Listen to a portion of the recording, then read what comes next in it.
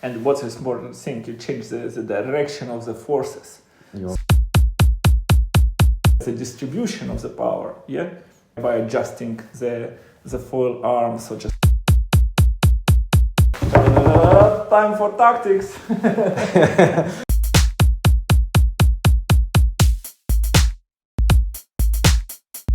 Hello everyone, my name is Arkady, this is Vadim and George. Vadim is my co-founder of KTool. George never seen this app before, and today I'm going to convince him that this is the tool he really needs. So today we are going to review the race 9 of 36 America's Cup, the race which changed everything. It was the 6th day of the America's Cup, it was a course seat, it was 12 to 14 knots of wind speed, and the Italians were leading the race during the whole race, and then suddenly they lost it by like 30 seconds. Today we are going to understand why it happened, why Kiwi managed to go in front, who had advantages and which, and who had disadvantages and which, and how Italians could keep the race for them. Okay, the first pre-start is very strong from the New Zealand side. I guess they were trying to win the pinhead to try to gain as much as possible gauge before the first tag from the boundary to get free from Luna Rossa high mount. Actually, not really sure they wanted to go to pin. I mean, they tried to close the gap, but at the end... To control. You see, to control, but at the end they had to accelerate. When Italians clearly could pass on the windward side here, so the only one chance for Kibis was to point on the left. So you can see now that VMG wise, Italians are now winning 1 knot. More, almost three. They gain the lead now, and the bleeding stops now when Kiwis decide to take off. And this is the decisive point in the match where Italians take the lead and they try to never lose it again. Yeah. So this is where the Italians... Hell, grinders are working hard. So I think it's a moment to go to see some stats and understand what actually happened here. Because the next lap, two boats, we're going to reveal you. Two boats are going to go bow to bow. Classic match race. Classic match race. It was an amazing. And this is the moment when we want to go to see some stats and understand. See the numbers. So what we want to understand is actually who was actually faster in this battle. In the tactical kind of maneuvers, straight line performance, and why it was possible, despite being behind, to stay very close. Coming to some stats, it's very interesting, yeah?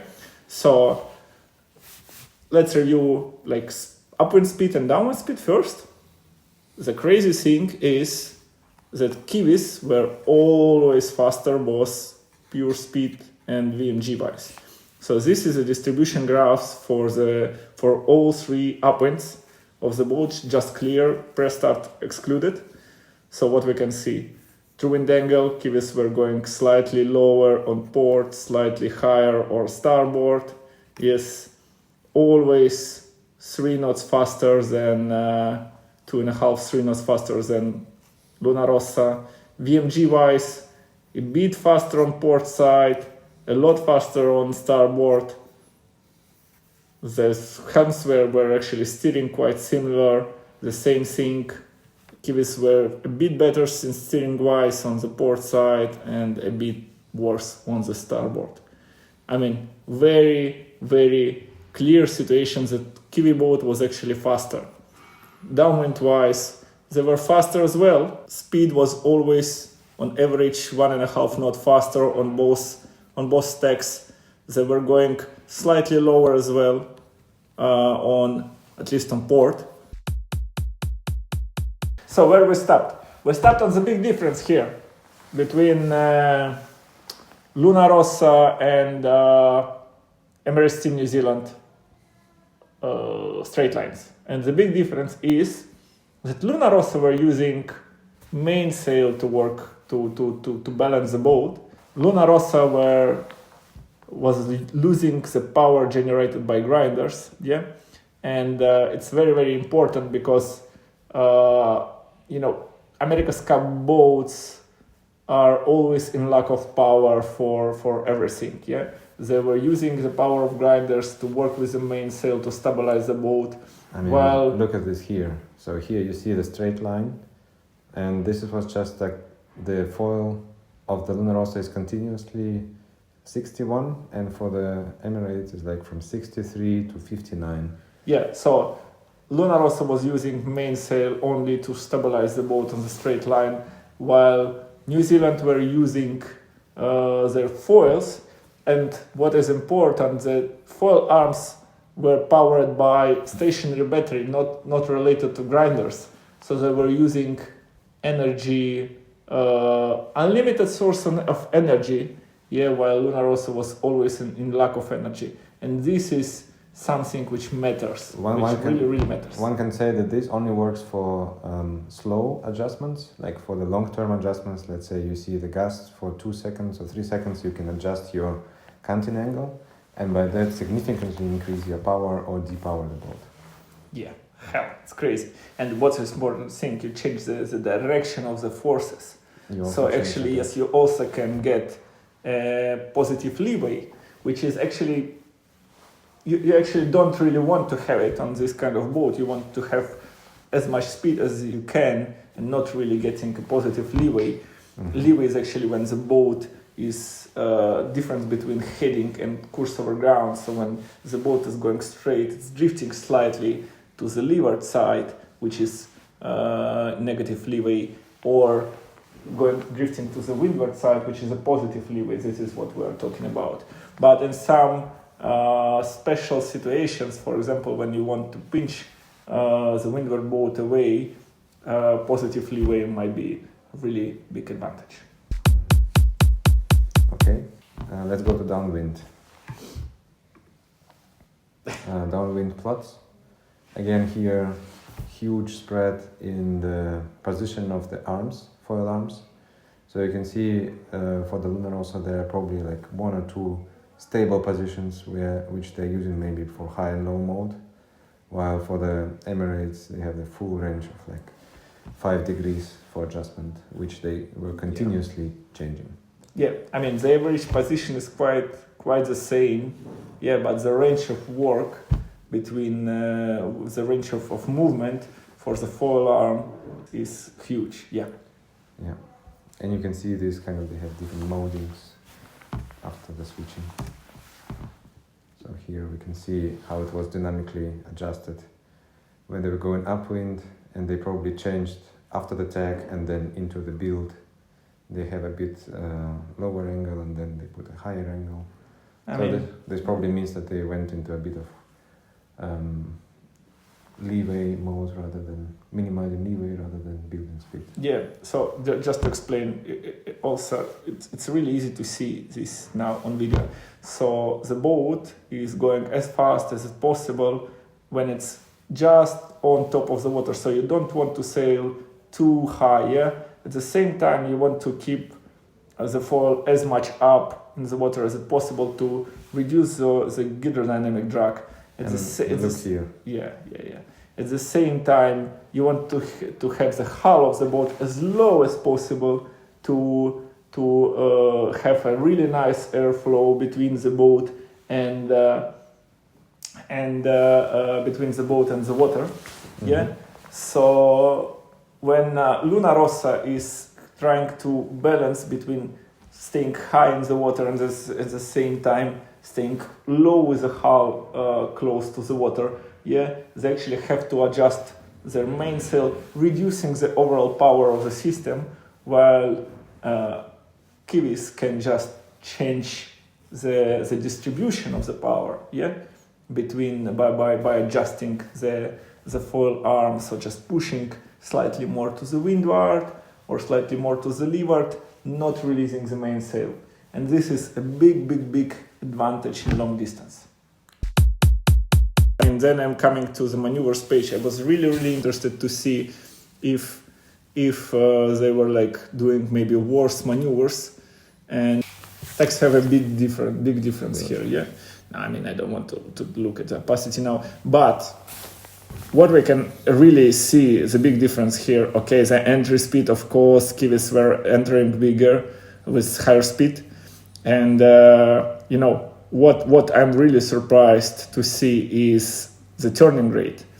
So as we can see, the Kiwis were like steering slightly into, like with really little rudder into the deck, you know, continuously turning, and I think I would say that this is really good dinghy technique, you know, when you really try to minimize the speed loss, while Luna Rossa, you can see that like they were just starting to turn, like really pushing the rudder to the limit, you know, to turn very, very fast, which ended up, you know, immediate speed loss and probably lower minimum speed in the exit. I think this was a big point of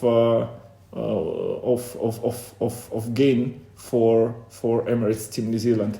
By the way, they were winning around 10 meters of clear distance on every tag, and we also can see the VMG wise it was like 5-6 meters, which still matters quite a lot. Yeah, I mean, surprisingly. Okay guys, coming to the Jibes here, Emirates were still winning quite big, around 15 meters on every jibe. Yeah, the big difference is that for turning rate we have opposite situation between Luna Rossa and Team New Zealand. Yeah, Luna Rossa were doing way smoother jibes. Yeah, the rudder was less used. Yeah, and we end up with less VMG loose by Luna Rossa compared to Emirates New Zealand, but entry speed still was a lot higher for Team in New Zealand. That's why they were gaining on every jibe. Time for tactics. No, and now it's time for tactics.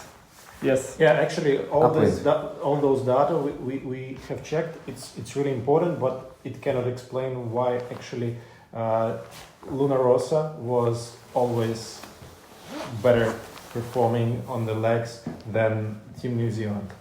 We see that the speed was better by Team New Zealand, but Luna Rossa was in front. So I think we need to go to the tactics, to the wind definitions. So please, maybe this will open us the eyes on this situation and show the full picture. Okay, so I mean, we clearly can see that the race was decided on upwind. I mean, downwind, it was actually more a drag race, and race was decided on upwind. Can you tell us something about it, please? Yeah, so here we selected 3 ranges, A, B and C, which denote 3 legs upwind.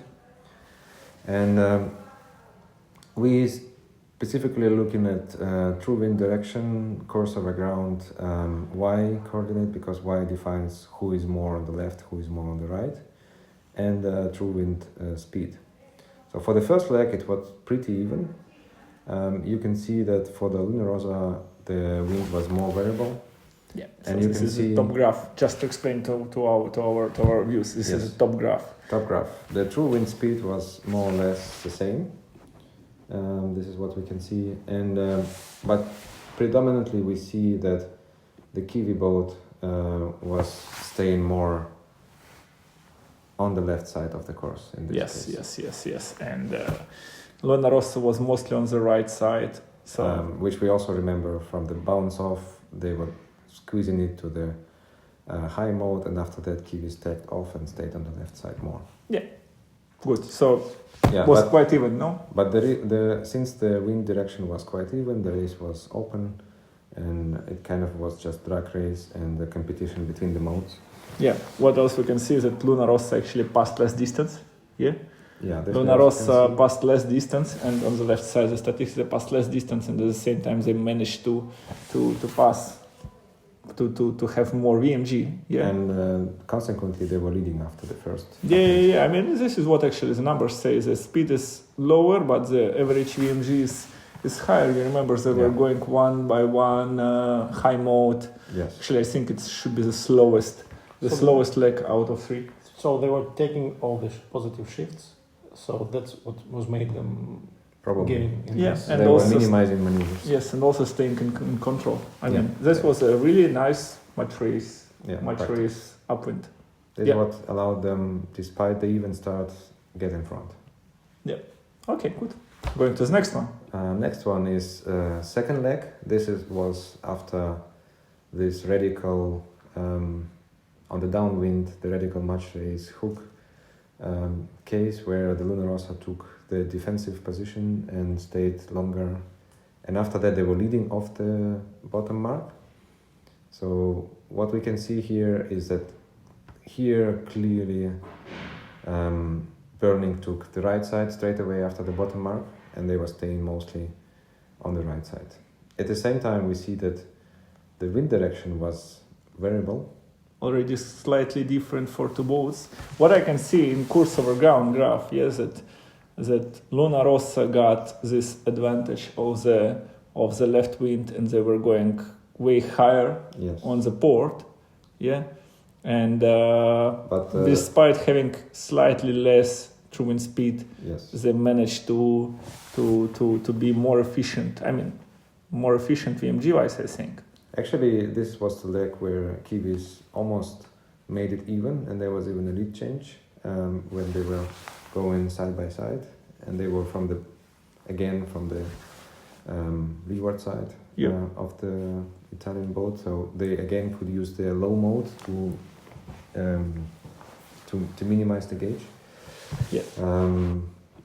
So what we see that here clearly they spend more time on the right side, and they get from this right side they had again the right shift, right, and they typically sailed also in the stronger breeze. So let's go a bit on the numbers. Kiwis passed a lot more distance than Luna Rossa. Luna Rossa VMG wise, they were also gaining. They gained something around 50 to 60 meters of clear distance over that leg. They were going faster, and they had just slightly a bit more VMG speed than, which allowed them to kind of stay in the game and even close the gap. Okay. Next one. We go into the leg 3, the decisive leg, and this is where Luna Rossa was standing strong on defending the left side, and they were constantly taken in front of the Kiwis, forcing them to go to the right. And statistically, over the whole course of the race, left side paid off, but not in this time. And in this time, in particular, you see that the right shift affected more the left side, which was actually the header. That was a huge header, yes. And it was a huge header for them, and even more importantly, the true wind speed on the right side was stronger. And this is what I guess the commentary from the helicopter was saying. This is what we see. I guess as the race was decided on the upwind legs, we can conclude that downwind was just downhill from there. What we also have to say is that during the majority of the time, Kiwi boat was staying on the right side. We're looking here on the y-axis, and this is where they were really gaining with this right shift.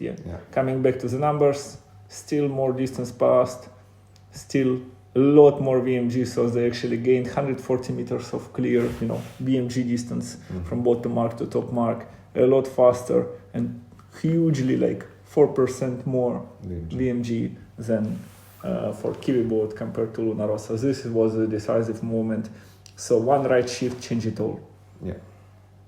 That was a moment. So overview now. What we can say. Kiwi boat was faster, always. Always was faster. First upwind went to Luna Rossa. Good decision making, good match race tactics. Second upwind? Second upwind was very even, and Kiwi stayed on the right side. The wind was even, and a bit more advantage from tactics from Luna Rossa, but Kiwi both from the speed side and also stronger wind on the right side can just go. Okay, can we explain the decision of Luna Rossa to split on the last upwind?